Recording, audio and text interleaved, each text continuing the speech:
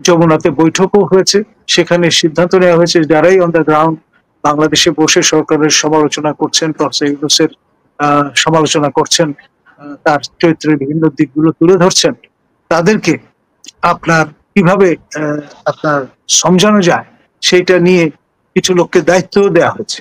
আপনার যে যখন ক্ষমতায় থাকছেন তিনি আপনার কণ্ঠরোধ করবার জন্য, কোনোই মশরানোর জন্য এই ধরনের আপনার কোঅর্শনের পদ্ধতি অবলম্বন করছেন। সে আমি অনারেবল হাউস অফ কমন্সের মেম্বার টিউলিপ সিদ্দিকীর বিষয়টা নিয়ে যখন কথা বলার শুরু করলাম তখনই তার কাছে মনে হলো এনাফ ইজ এনাফ।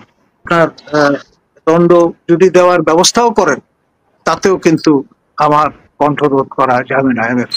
নিজেও দণ্ডিত একজন ব্যক্তি ছিলেন এবং দণ্ডিত ব্যক্তি হিসেবেই তিনি কিন্তু শপথ গ্রহণ করেছেন সরকার প্রধানের। একটি মামলাও করছিলেন, সেই মামলায় আল্লাহর রহমতে আমি জয়লাভ করেছিলাম এবং আমার কণ্ঠ কিন্তু থামানো যায়নি। এই যে আপনি সহ সাবেক আরেকজন উপাচার্য ডক্টর নুরুন নবী, ওনার বিরুদ্ধে মামলা হচ্ছে মোট 4 জনের বিরুদ্ধে, সম্ভবত আপনাদের 4 কোটি টাকার দুর্নীতি অনিয়মের মামলা হয়েছে। এই হঠাৎ করে কেন সরকার আপনার বিরুদ্ধে মামলা করতে গেল? দেখুন, এটি সরকারের সর্বোচ্চ পর্যায়ের সিদ্ধান্ত। আপনার professor Mohammad Yunus, Nobel laureate, তিনি আপনার নিজেও দণ্ডিত একজন ব্যক্তি ছিলেন এবং দণ্ডিত ব্যক্তি হিসেবেই তিনি কিন্তু শপথ গ্রহণ করেছেন সরকার প্রধানের। সুতরাং আপনার জেল, জরিমানা, দণ্ড ইত্যকার বিষয়গুলো প্রাত্যহিক একটা বিষয়ে পরিণত হয়েছে। আপনার যে যখন ক্ষমতায় থাকছেন তিনি আপনার কণ্ঠরোধ করবার জন্য, কোনোই মশরানোর জন্য এই ধরনের আপনার কোঅর্শনের পদ্ধতি অবলম্বন করছেন। ব্যবহৃত হচ্ছে দুদকের মতো প্রতিষ্ঠান, ব্যবহৃত হচ্ছে আপনার বিভিন্ন আপনার এজেন্সি এবং সেই সঙ্গে আপনার যারা আইন শৃঙ্খলা রক্ষার দায়িত্বে নিয়োজিত ব্যক্তিবর্গ তারা।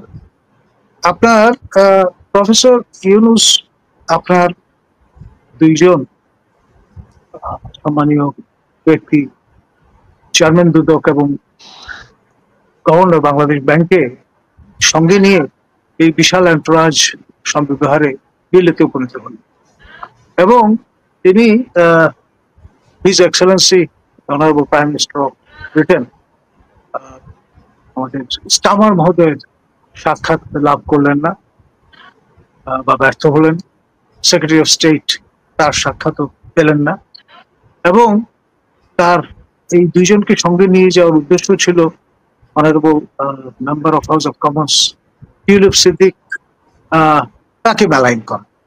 এবং ইতিমধ্যে সংশ্লিষ্ট যে কমিশনটি ব্রিটেনে এই বিষয়ে দেখভাল করে তারা কিন্তু তাকে দায় মুক্তি দিয়ে দিয়েছে। তৎসত্ত্বেও সেটা জেনে শুনে তাকে আউট অফ ভ্যান্ডেতা এবং ভেঞ্জেন্স, এই যে সরকারি টাকা খরচ করে এই যে এন্টোরাজ হাজির করা, সেটি সমালোচনা করছে। আমি বলেছি যে ব্রিটেনের যে সার্বভৌমত্ব এবং এখতিয়ার, সেই জায়গাটায় ইনফ্রিঞ্জমেন্টের ঘটনাটি ঘটেছে এবং আপনার ইন্ট্রুশন ঘটেছে।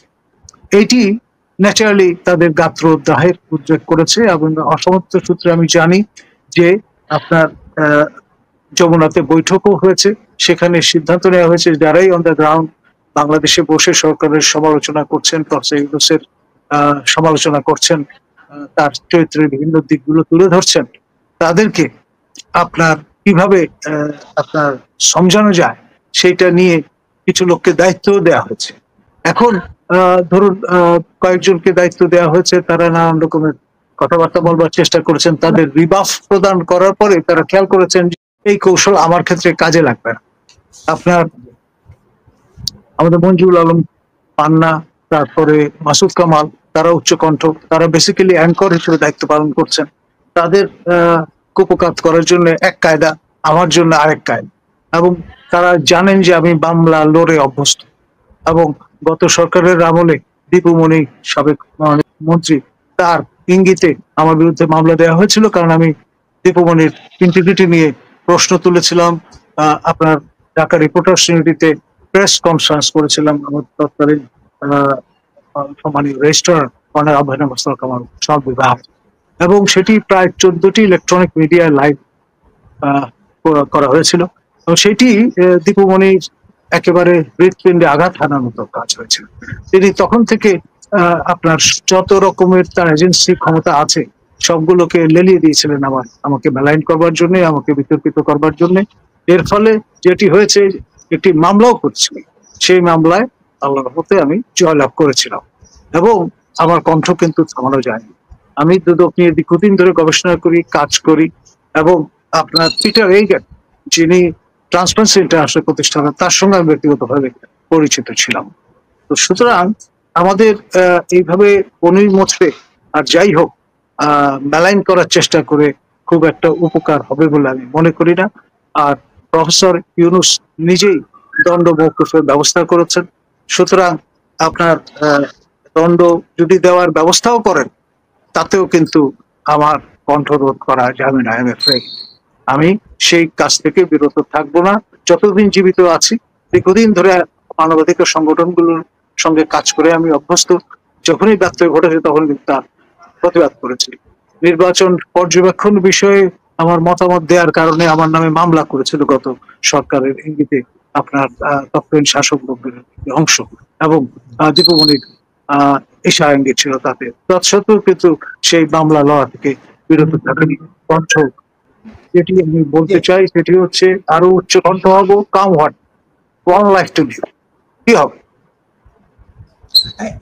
এই যে আপনার বিরুদ্ধে মামলা হলো, আপনি বলছিলেন যিনি সরকার প্রধান তিনিও দণ্ডিত এবং তার তাকে এই পদে নেওয়া নিয়েও নানা রকম হয়েছিল। আপনি এর আগেও বলেছিলেন যে আপনার সিনিয়র সাংবাদিক এ.কে.এম. পাটোয়ারি মহোদয় বিষয়টি নিয়ে শো করেছেন। এটি করবার পরপরই দ্রুততম সময়ের মধ্যে তার দণ্ড মওকুফের ব্যবস্থা হয়েছে। না, তাহলে এইগুলা দিয়ে আসলে আমি যেটা বলছিলাম যে আপনি তো প্রধান উপদেষ্টার নিয়োগের পরে এ নিয়ে তীব্র সমালোচনা যখন হচ্ছিল তখন আপনি ওনার পক্ষেই কথা বলছিলেন, ওনার পক্ষেই আপনি দাঁড়িয়েছিলেন। তার বিরুদ্ধে যখন মামলাগুলো করা হয়েছিল তখন আমরা উচ্চকণ্ঠ ছিলাম।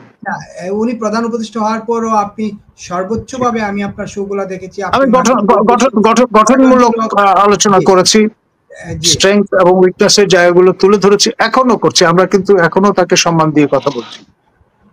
এখন প্রশ্ন হচ্ছে তাহলে হঠাৎ করে তিনি এই খেপলেন কেন আপনার উপর?